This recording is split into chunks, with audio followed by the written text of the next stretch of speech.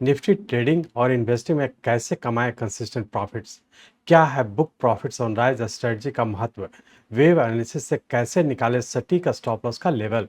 Financial market के dynamic world को neo wave के पावर से कैसे करें प्रेडिक्ट। नमस्कार दोस्तों, स्वागत है आपका डॉक्टर संजय वेव के यूट्यूब चैनल में। दोस्तों, आज मैं doctor Sanjay Sinha, technical analyst working on neo wave since last 28 years.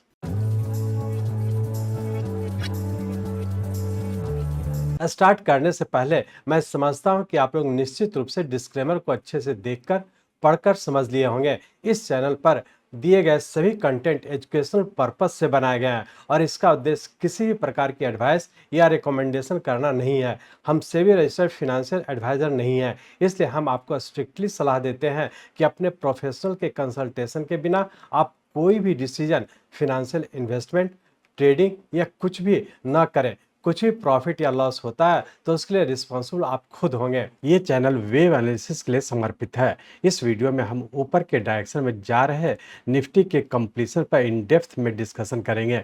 हम निफ्टी वेव मूवमेंट के दौरान कंसिस्टेंट प्रॉफिट्स बनाने के स्ट्रेटजी पर ध्यान केंद्रित करेंगे।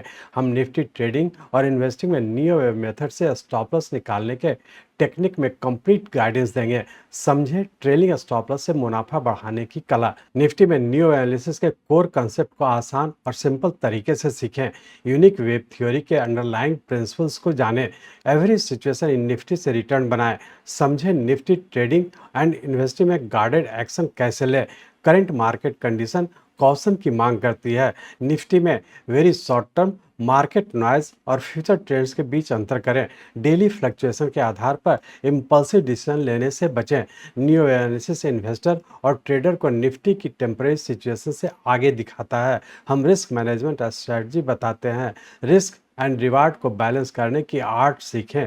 हम बाई ऑन डिक्लाइन और बुक प्रॉफिट ऑन राइज पर जोर देते हैं। निफ्टी में बिना सोचे समझे विदाउट प्लान के शामिल होने से बचें। फोकस करें बेसिक पैटर्न को समझना और एक स्ट्रैटेजिक अप्रोच के साथ मार्केट में इंटर करना। लाइव चार्ट पर निफ्टी के मूवमेंट देखें। न्यू एनालिसिस निफ्टी के चैलेंजेस से निपटने के लिए एक गाइडिंग लाइट है। इन सभी चीज़ों को समझने और निफ्टी ट्रेडिंग और इन्वेस्टमेंट में वेल प्रिपेयर्ड होने के लिए चलिए हम लोग चलते हैं निफ्टी के रियल टाइम चार्ट पर। ये निफ्टी का हम लोग का डेली चार्ट है और इस डेली चार्ट में हम लोग देख रहे हैं 26 अक्टूबर 2023 से हम लोग का राइजिंग ट्रेंड कंटिन्यू किया था, जो कि 13th वेव के फॉर्म में ऊपर कंटिन्यू किया था। तो हम लोग ये कह सकते हैं कि 26 अक्टूबर 2023 से यहाँ से हम लोग का एक मीडियम टर्म का राइजिंग ट्रेंड कंटिन्यू किया था और वही राइजिंग ट्रेंड अभी भी हम लोग का कंटिन्यू है। और यहाँ पे हम लोग का कहीं ना कहीं 13th वेव पूरा होने की संभावना है, क्योंकि यहाँ पे हम लोग देख रहे हैं कि 26 अक्टूबर 2023 से जब राइजिंग ट्रेंड कंटिन्यू किया था, जिसके तहत हम लोग का 16 जनवरी 2024 को थर्ड वेव कंप्लीट किया था और इसका यहाँ से हम लोग का फोर्थ वेव पूरा करके और पुनः हम लोग फिफ्थ वेव के फॉर्म में ऊपर कंटिन्यू कर चुके हैं। तो हम लोग ऐसा कर सकते हैं कि मीडियम टर्म की यदि बात करें, जैसा कि आप लोग जानते हैं कि मीडियम टर्म रफली हम लोग का 6 मंथ्स का होता है, जिसका कि स्टार्टिंग लेवल हम लोग का 26 अक्टूबर 2023 से और यहाँ से जब राइजिंग ट्रेंड कंटिन्यू किया, जिसके तहत हम लोग का फोर्थ वेव इस पॉइंट पे कंप्लीट किया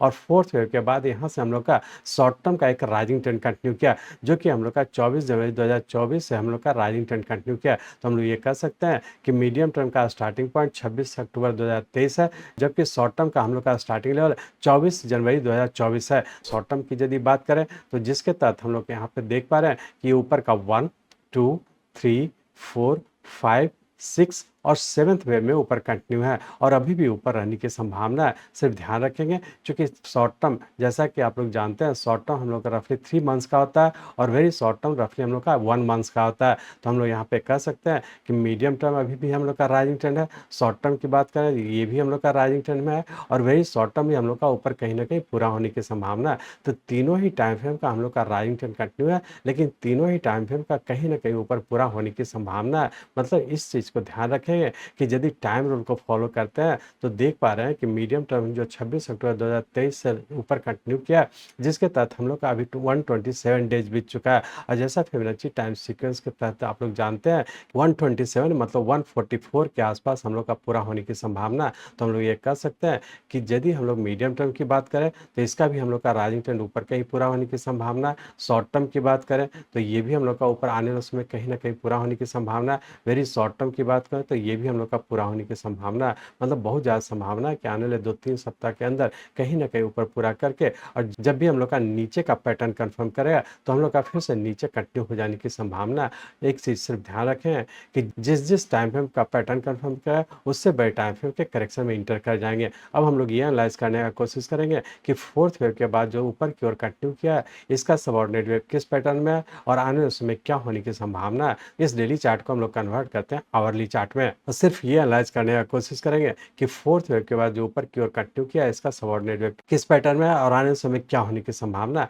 तो अब इस डेली चार्ट को कन्वर्ट करते हैं आवरली चार्ट में। यहाँ पे हम लोग आवरली चार्ट में आ चुके हैं। इस आवरली चार्ट में हम लोग देख रहे हैं कि 4th वेव हम लोग का इस पॉइंट पे कंप्लीट किया था और उसका ऊपर की ओर कंटिन्यू किया, जिसके तहत हमारा ये 1, 2, 3, 4, 5, 6 और 7th वेव के फॉर्म में इस पॉइंट पे कंप्लीट करके और पुनः हम लोग करेक्शन में इंटर कर चुके हैं। तो हम लोग फाइनली ये कह सकते हैं कि शॉर्ट टर्म का भी ऊपर राइजिंग ट्रेंड कंटिन्यू है, लेकिन ये ऊपर कहीं न कहीं पूरा होने की संभावना है। वेरी शॉर्ट टर्म की बात करें तो वेरी शॉर्ट टर्म भी हम लोग का, चूँकि यहाँ से हम लोग का ऊपर कंटिन्यू किया है, तो वेरी शॉर्ट टर्म का भी ऊपर कंटिन्यू है और ऊपर रहने की संभावना है। लेकिन वेरी शॉर्ट टर्म का जो हम लोग का स्टार्टिंग लेवल है, ये वाला पॉइंट है, तो जब तक ये पैटर्न कन्फर्म नहीं करता, हम लोग मानेंगे कि अभी भी ऊपर कंटिन्यू रहने की संभावना है। जैसे ही हम लोग का पैटर्न कन्फर्म कर जाता है, जैसा कि आप लोग को बेसिक कोर्स में बताया कि पैटर्न कन्फर्मेशन हम लोग का 2 स्टेज में होता है और दोनों स्टेज यदि फुलफिल हो जाता है, तो फिर से हम लोग नीचे कंटिन्यू कर जाएँगे। जब तक कि नहीं होता है, हम लोग वेरी शॉर्ट टर्म में अभी भी ऊपर कंटिन्यू रहने की संभावना है। तो फाइनली हम लोग ये कह सकते हैं, वेरी शॉर्ट टर्म हम लोग अभी भी राइजिंग ट्रेंड में है